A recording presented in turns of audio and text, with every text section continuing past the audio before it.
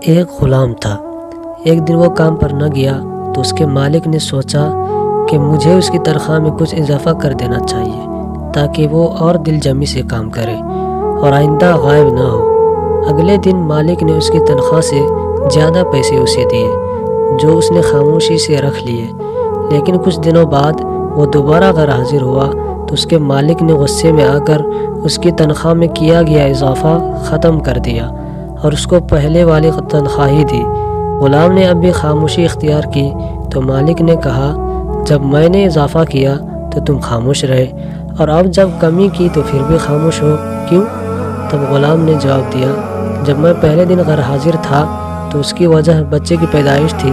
اور آپ کی طرف سے تنخواہ میں اضافے کو میں نے وہ رزق خیال کیا